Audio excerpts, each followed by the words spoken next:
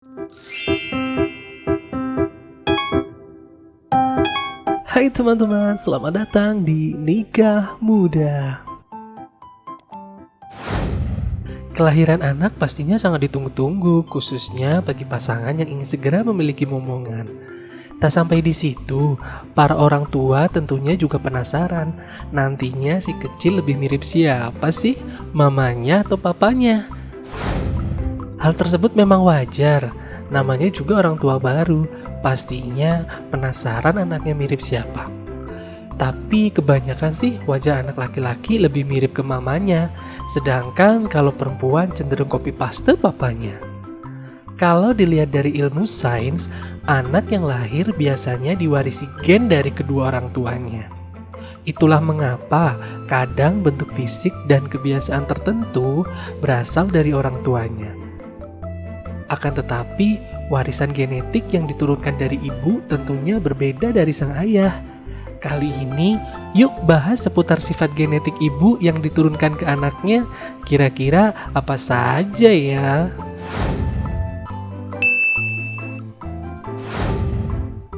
Kecerdasan merupakan sifat genetik yang diturunkan dari ibu ke anak. Kalau ada anak yang terlahir cerdas dan pintar, maka setengah faktor penentunya adalah DNA dari sang ibu. Kemampuan anak dalam memahami sesuatu juga karena ibunya menguasai hal tersebut. Selain itu juga, tentunya didukung dengan makanan sehat dan gizi yang seimbang agar kecerdasan anak semakin maksimal.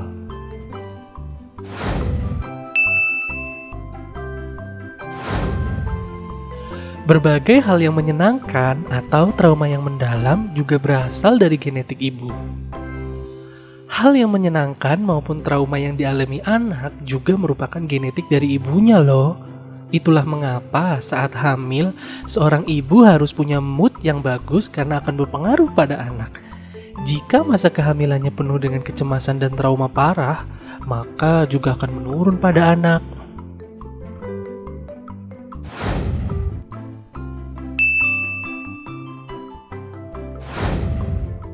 Genetik dari ibu juga akan berperan dalam keaktifan bicara pada anak.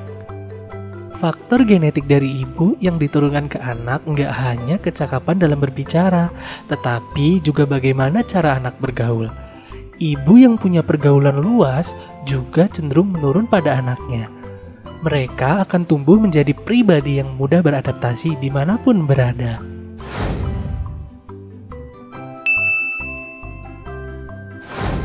Pembentukan warna rambut dan kekuatan rambut pada anak juga berasal dari gen ibu. Sejak dalam kandungan, sebenarnya sudah ada sekitar 20 gen yang mengendalikan protein pembentukan rambut pada anak. Ketika seorang ibu memiliki jenis rambut yang rentan botak maupun masalah kerontokan, maka juga akan menurun pada anak. Sama halnya ketika ibu memiliki jenis rambut yang lembut, maka juga akan terjadi pada rambut anaknya.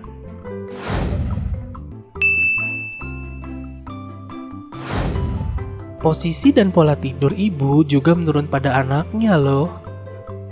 Ibu juga akan menurunkan genetik seputar gaya dan pola tidur pada anak. Bahkan hal tersebut sudah mulai terbentuk sejak dalam kandungan loh moms. Kalau ibu punya kebiasaan gaya tidur yang suka terlentang maupun terkurap, maka juga akan menurun pada anaknya. Ibu yang seringkali mengalami gangguan tidur, maka si kecil juga nantinya akan mengalaminya.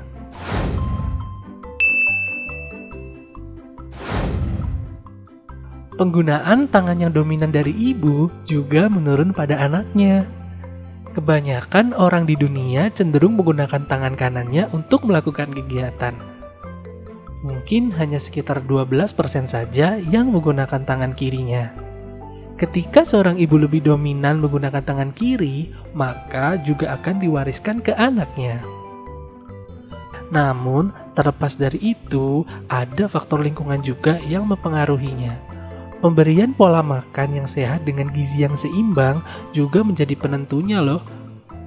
Semoga bermanfaat. Jangan lupa subscribe dan nyalakan loncengnya ya, agar tidak ketinggalan informasi-informasi dari kami. Terima kasih.